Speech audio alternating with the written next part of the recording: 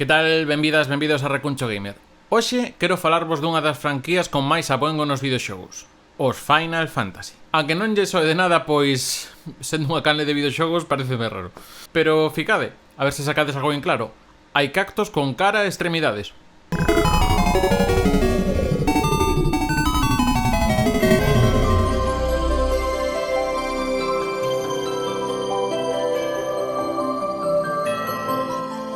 Final Fantasy pertence ao xénero RPG, que non é raposos pegando golpes, en la que podería. Senón que pertence ás siglas Role Playing Game. Isto tradúcese en que manexaremos unha serie de personaxes que iremos evolucionando e explorando o mundo. Participarán en batallas, xeralmente por turnos, aínda que a súa fórmula irá mudando cada vez máis hacia acción, e temos comandos como atacar, defenderse, conxurar feitizo, usar obxeto... E iso, que polo xeral temos un mapa mundi no que podemos visitar distintas localizacións. A serie foi creada por Hironobu Sakaguchi e é desenvolvida por Square Enix, e antes Squaresoft, até 2004. E foi a principal culpable de que este xénero se popularizase fora do Xapón. Levan 15 edicións numeradas e a 16 está xa pendente para 2021. Non descartamos que saia antes que o Cyberpunk. Comezou na Nintendo en 1987 e de aí foi pasando por Super Nintendo, as PlayStation, até chegar á actualidade en que están disponibles casi todos os xogos en casi todas as plataformas. Ademais destas edicións numeradas, Final Fantasy conta con algunhas derivacións e que tiran hacia componentes pois igual máis tácticos, como no Final Fantasy Tactics, directamente como xogos de loita na serie Dissidia, ou polas carreiras, como no Chocobo Racing. Tamén nalgún caso colle a historia destas edicións numeradas e expande o universo con outros xogos, como poden ser o caso do 7, do 10 ou do 13. E tamén conta con algún remake, sendo deles o máis coñecido o deste ano, o do Final Fantasy VII. Ainda que non é o xogo inteiro, é só unha parte. Hai que sacar cartos de todo. Volvendo ás edicións numeradas, nas que nos centraremos hoxe. Cada unha é unha historia independiente, aínda que con elementos en común. Polo xeral, a trama lévanos a guiar a un grupo de persoas que soen formar parte dunha rebelión contra o status quo, que se enfrontarán a unha forza malvada que intentará dominar o mundo, cando non destruílo directamente. E en moitos casos mantense esa estrutura que coñecemos tamén no cine de que haberá un segundo vilán detrás movendo os fíos. Por exemplo, Darth Vader detrás estaba o Emperador, en Harry Potter Quirrell tiña o seu Voldemort detrás, ou Pablo Casado co seu Aznar. Polo xeral, as personaxes contarán cunha bagaxe e trasfondo que irá cobrando maior protagonismo ao longo que avanza o xogo. Neste caso veremos tramas relacionadas co amor, ca rivalidade, e logo protagonistas con problemas ca amnesia ou ca súa identidade de orixe. Como vedes, unha xoia de cadro. A ambientación destes xogos vai desde a fantasía medieval ata futuros con toques de ciencia ficción e distópicos, en moitos casos nunha mistura destas dúas cuestións, xa que un dos temas prevalentes é o do conflito entre a tecnoloxía e a natureza, coa hipótesis de Gaia, que, resumindo, sostén que todos os seres vivos forman unha corrente vital co planeta. Algo así como a Pachamama, a Nai Natureza... En fin, poñedevos a discografía de Macaco e xa sabedes de que vai. Tamén hai uns cristais máxicos que van tendo maior ou menor presencia según o xogo e que se basean nos 5 elementos xaponeses, a saber, terra, auga, lume, vento, Milla Jovovich. Que? O Valeiro, o Ceo, o quinto polo visto é ese. Lupe son.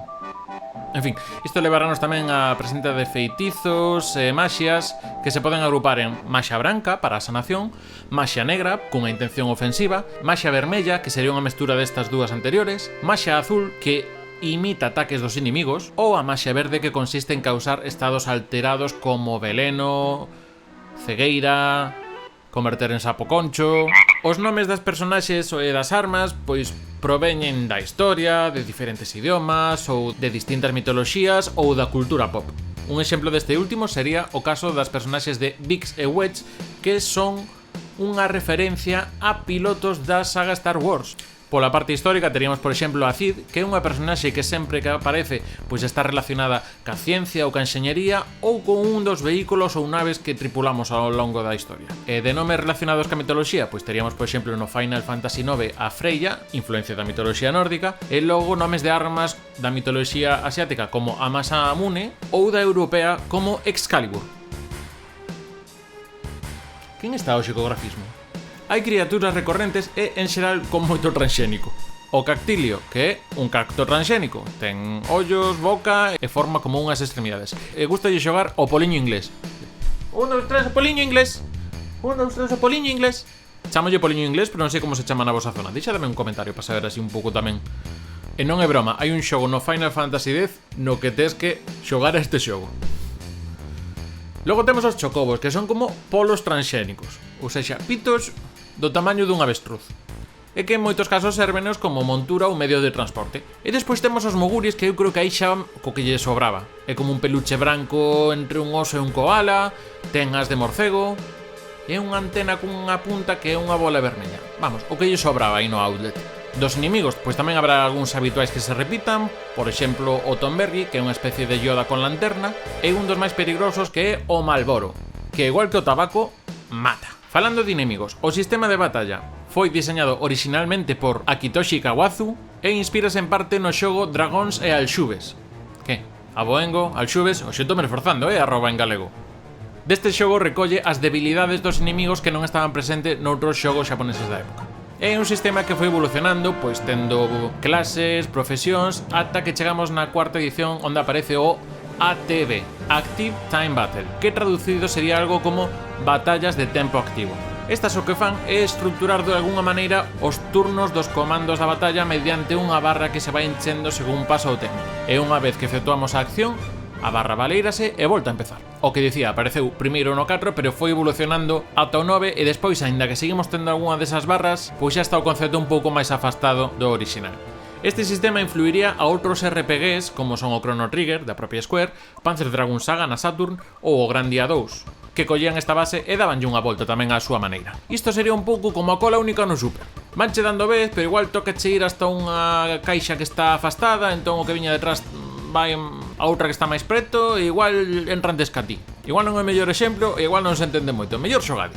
Outra característica común que aparece por primeira vez no terceiro Final é o das invocacións, que son figuras mitolóxicas que veñen a nosa axuda, xa sexa facer un ataque tremendo ou curarnos a todos ou calquer outro tipo de apoios. Pois iso, temos figuras como Ifrit, Colume, Shiva, que domina o xeo, ou... Otra vez, Cactilio, quítame.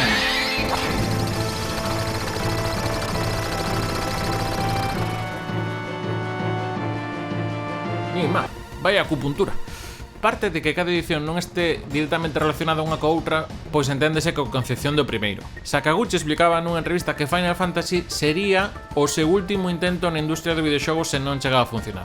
Funcionou, así que Square pediu facer máis, pero como se trata unha historia pechada, pois quixeron manter sinais de identidade e mecánicas do pero con diferentes personaxes. Tamén hai outra versión que fala de que o nome Final Fantasy provén de que a situación de Squaresoft era delicada e que era o seu derradeiro intento para poder sobrevivir.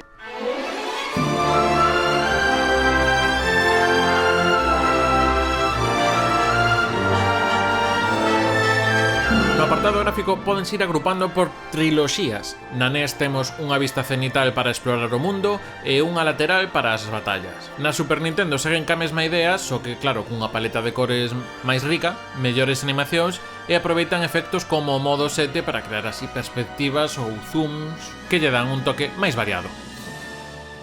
Tras os 6 primeiros en máquinas de Nintendo, Square decidiu desenvolver os seus seguintes Final Fantasy na PlayStation. O motivo? O formato. Square preferiu a alta capacidade que teñen os CDs fronte aos cartuchos que lle ofrecía a Nintendo 64. Para que vos fagades unha idea, así rápida, nun CD cabían como mínimo 10 cartuchos de Nintendo 64 cando non máis. E se temos en conta que os finals de PlayStation son de 3 e 4 CDs, con esta elección optaron por usar personaxes 3D e escenarios 3D cando estábamos no mapa mundi ou nas batallas, e nas localizacións máis concretas, como as vilas, estas personaxes ían sobre fondos pre-renderizados. En que consistía esta técnica dos fondos pre-renderizados e que vantaxes tiña nesta época? Pois esta técnica consiste en usar escenarios cun detalle e complexidade maior da que podía manexar a consola, aos que se lles saca unha foto e logo sobre ela pois temos uns personaxes, co cal o esforzo que está facendo únicamente a consola é só o de mover eses personaxes, xa que o outro é un fondo plano. técnicas que xa viñan usando outros moitos como Alone in the Dark ou Resident Evil. Para que non resulte tan estáticos estes escenarios, de vez en cando tiñan elementos que usaban un sistema parecido aos GIFs. Estou pensando, por exemplo, en fervenzas ou en aspas de muiños que íanse movendo. E seguindo con esta idea, tamén temos escenas cinemáticas que eran como gravar un vídeo a estes modelados ricos en detalles.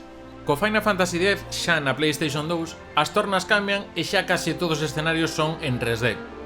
E a súa novidade principal na presentación é a inclusión de voces das personaxes, que ata agora eran textos. Iso sí, dobraxe só en xaponés e inglés.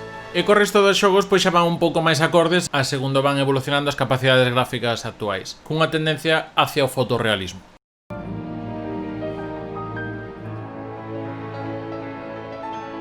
Sinalar que destes 15 xogos, o 11 e o 14 afástanse un pouco no concepto, xa que tratanse de xogos online de mundo aberto fronte ás historias pechadas e offline do resto da serie. E destes dous, o 14 está a vivir unha segunda xuventude tras un relanzamento que houve.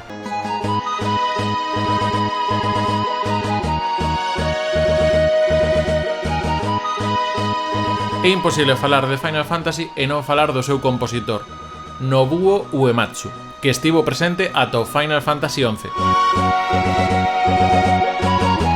As súas melodías, pese ao limitado das capacidades técnicas da época, son dunha calidade e un carisma que dotan dunha personalidade única a toda a serie.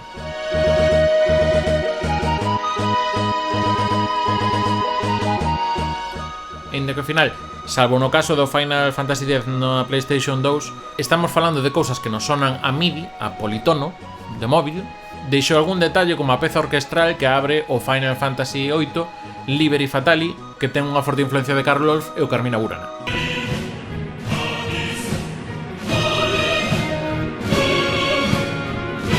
Se me preguntades cal é a mellor, eu creo que é a do Final Fantasy VI, mais calquera dos de PlayStation 1 ou Final Fantasy X son bárbaras tamén. De feito, tras Sakaguchi, o creador, desvencellarse da compañía despois do Final Fantasy IX e a marcha do Uematsu de Square en 2004, os seguintes xogos toman unha deriva na que, na miña opinión, perden a identidade e comezan a dar bandazos. Non significa que sexan malos xogos, pero acho que perden a cohesión que ata o momento si tiña a franquía.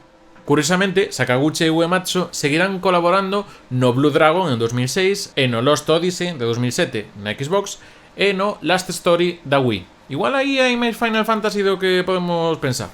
Tamén poderíamos analizar se este cambio pode ser polo cambio de diseñadores de personaxes, aínda creo que isto non afectou e tampouco me quero ir moi longo no vídeo.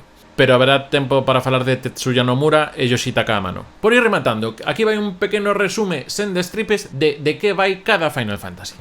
Final Fantasy 1, aquí comeza todo, 4 cristais, guerreiros de luz, paradoxo. Final Fantasy 2, pois é un pouco como do Emperador no episodio 9 de Star Wars. Final Fantasy 3, outra vez os cristais, pero cun continente que flota, viva. Final Fantasy 4, é como o planeta Terra, pero con ananos no subsolo, e tamén hai unha lúa. Final Fantasy 5, sistema de oficios, meteorito que cae. Final Fantasy 6, steampunk, ópera MIDI, terrachaístas, Kefka non é Kefir. Final Fantasy 7, resistencia galega ecoloxista, rapaz con amnesia, meteorito outra vez e o spoiler dos spoilers. Final Fantasy 8, residencia universitaria, featuring el internado Laguna Negra. Final Fantasy 9, medieval outra vez e ti de quen ves sendo. Final Fantasy 10, waterpolo submarino, a ver se nos dan a compostelana, agora falan, e rin. Final Fantasy 11, un día canta xente, isto que é? Quen? Van borrar o xogo? Final Fantasy 12, Primeira Guerra Mundial, pero con barcos voadores. Final Fantasy 13, corredor, non me entero que pasa, pero vou por un corredor, un longo corredor. Final Fantasy 14, canta xente outra vez. Final Fantasy 15, pero o xogo xa está comezado. Da igual. Born to be wine. Tras este resumo, e se non tiveche contacto ca franquía, cal sería a miña recomendación para o primeiro? Pois eu diría comezar polo 10. Quizais non é a da xogabilidade máis dinámica ou que ten maior liberdade, pero dache tempo a entender a mecánica das batallas e familiarizarte, e co remaster, gráficamente, aguanta o tipo case como un xogo actual. Ademais de que conta con voces, o cal se lle dá unha experiencia máis cinematográfica. Que logo queres seguir? Do 6 ao 9 para min estarían os mellores, aínda que quizáis polo gráficos, sobre todo no 6, pode botar para atrás se non toleramos o pixel ou non estamos acostumados a ler. Hai que ler, aínda que este traducido eso que parece unha festa. Se o que buscas é máis acción, pois estarían o 15 e incluso o remake do 7 e tamén o 12 aí nun punto intermedio. E se nos tira online, pois a nova edición do 14 está funcionando guai e ten bastante comunidade. E por hoxe chegaría. Poderíamos comentar moitas máis cousas e curiosidades, como a numeración confusa dos xogos nos 90, porque hai xogos que quedaban no Xapón, o horror que me parecen as versións que están sacando para móviles ou para Steam, dos máis vellos, que estánse cargando pixel art para facer unha cousa que... da película que saliu, a de Spirits Within, de animación que intentaba ser fotorrealista, o que pasa que agora, claro, agora... Pero para iso habrá tempo nesta canle. E os que coñecedes a saga, cal é o voso favorito? Cal non puideche de rematar? Ou cal é a vosa personaxe favorita? Contádemo nos comentarios e se queredes xa de paso premedelle o like, que é como darme unha poción de vida. Eso está ben sempre. E tamén podes suscribirvos e darlle aquí unha campaniña para estar pendentes de cando haxa un novo vídeo. O martes que ven, un novo vídeo. E mentras tanto podedes seguirnos en redes, en Instagram e en Twitter, @recunchogamer, e aí teredes toda a información de cando estaremos no Twitch, twitch.tv/recunchogamer, que este novembro imos darlle aí a saga Sonic. Así que tamén vos podes pasar a saudar por ali. E nada máis, coidadevos!